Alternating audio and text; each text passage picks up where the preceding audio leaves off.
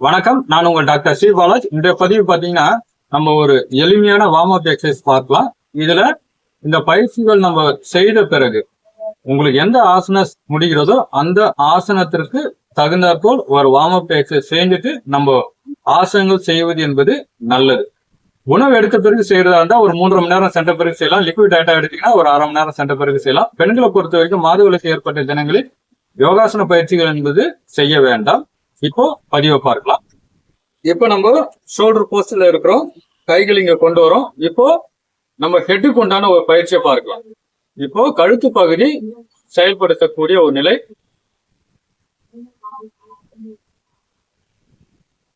இதுல ஒரு 5 எண்ணிக்கை நம்ம செய்யலாம்.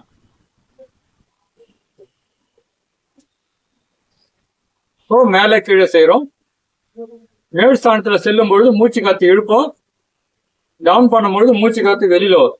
அதே போல இந்த ஸ்தானத்துக்கு செல்லும் பொழுது இங்க மூச்சு காத்து இழுப்போம், இங்க மூச்சு காத்து வெளியில வரும்.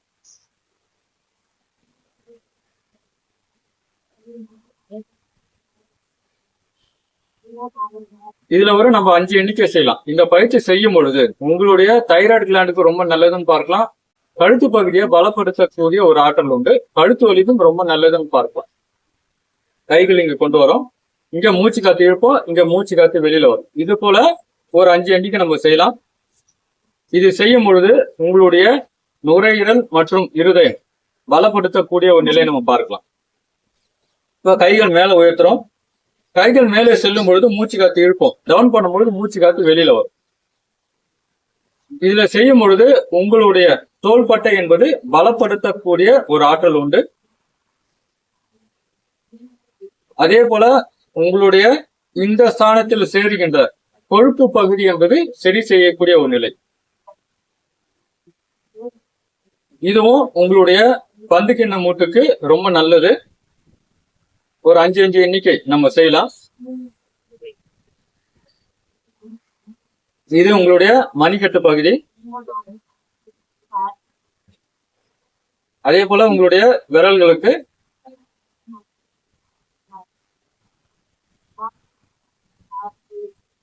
ஒரு 5 எண்ணிக்கை நம்ம செய்யலாம். விரல்கள் கொடுக்கிறோம்.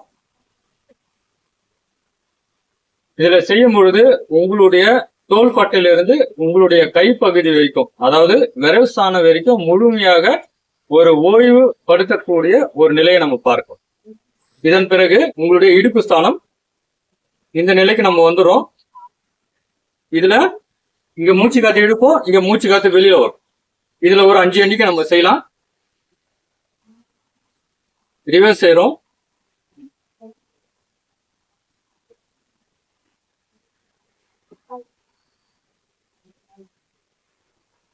இதன் பிறகு உங்களுடைய மூட்டு ஸ்தானம் கால் மூட்டுக்கு செய்யறோம். ஒரு 5 எண்ணிக்கை.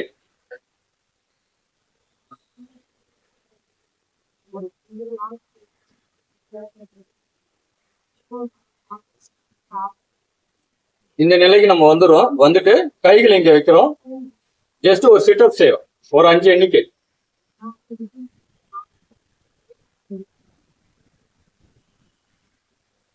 இதுல செய்யும் பொழுது உங்களுடைய தொடையில் சேருகின்ற அந்த கொழுப்பு பகுதி என்பது சரி செய்யக்கூடிய ஒரு நிலையை நம்ம பார்க்கலாம். முதுகுக்கும் ரொம்ப நல்லது. இப்போ கை ஸ்தானத்தை இங்க வைக்கிறோம்.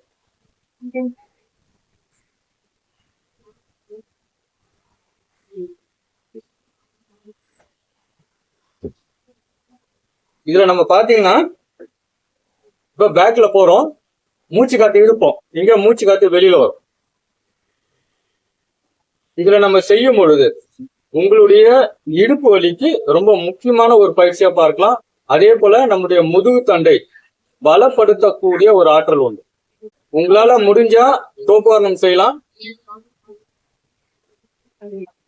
இந்த ஸ்தானத்துல வந்துடும்.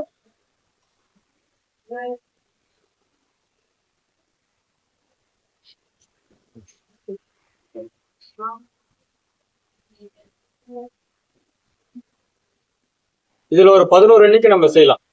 இந்த தோப்புவாரணம் செய்வதனால ஏற்படக்கூடிய நன்மைகள் பாத்தீங்கன்னா உங்களுடைய நம்ம தலையில இருந்து உங்களுடைய பாதம் வரைக்கும் ஒரு முழுமையான ஒர்க் அவுட்னு பார்க்கலாம்.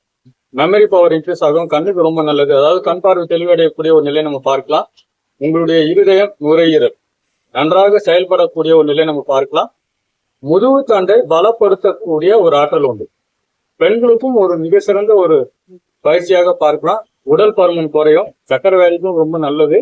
உங்களுடைய கல்லீரல், மண்ணீரல், பித்தப்பையை ஸ்ட்ரென்தன் பண்ணும். தொடை பகுதியில் சேருகின்ற கொழுப்பு பகுதியை சரி செய்யக்கூடிய ஒரு ஆற்றல் என்பது உண்டு. உங்களுடைய மூட்டு பகுதி, கால் மூட்டு பகுதியை பலப்படுத்தக்கூடிய ஒரு ஆற்றல் உண்டு. உங்களுடைய பாதத்தையும் பலப்படுத்தக்கூடிய ஒரு மிக சிறந்த ஒரு பயிற்சி தான் இந்த சூப்பர் பிரைன். இது வந்து தோப்பாரணம் சொல்லலாம். இதுல ஒரு 11 எண்ணிக்கை நம்ம செய்யலாம்.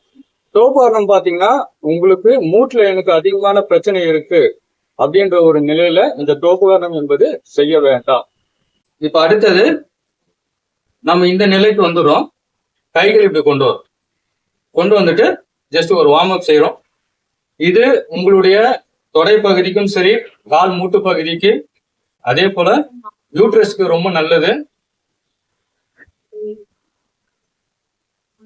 ரத்த ஓட்டம் சீராக்கக்கூடிய ஒரு நிலை நம்ம பார்க்கலாம். ஒரு 20 to 25 எண்ணிக்கை நம்ம செய்யலாம். நம்ம இந்த நிலைக்கு வந்துடுறோம். வந்துட்டு கால்களுக்கு இது போல ஒரு பயிற்சி தரும். இது பாத்தீங்கன்னா உங்களுடைய பாதத்துல இருந்து உங்களுடைய இடுப்பு ஸ்தானம் வரைக்கும் ஒரு ஆக்டிவேட் பண்ணக்கூடிய ஒரு நிலை நம்ம பார்க்கலாம். ரொட்டேஷன் பார்க்கிறோம்.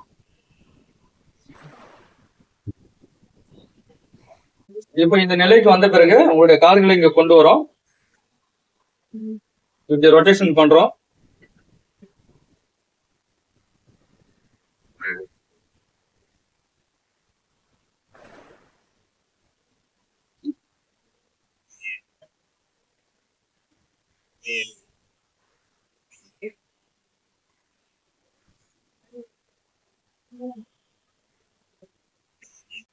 நம்ம இந்த நிலைக்கு வந்துடுறோம். வந்துட்டு ஜஸ்ட் இது போல ஒரு ரைஸ் பண்றோம். இது செய்யறதுனால உங்களுடைய கல்லீரல், மண்ணீரல், பித்தப்பை ஸ்ட்ரென்தன் ஆகும். உங்களுடைய முதுகு தண்டு பலம் பெறும். சக்கரை வியாதிக்கு நல்லது. உடல் பருமன் குறையும். ஒரு 10 எண்ணிக்கை. இந்த நிலைக்கு நம்ம மேலே செல்லும் பொழுது மூச்சு காத்து இழுப்போம். இங்க மூச்சு காத்து வெளியில வரும். ரொம்பலாம் ரைஸ் பண்ண வேண்டாம்.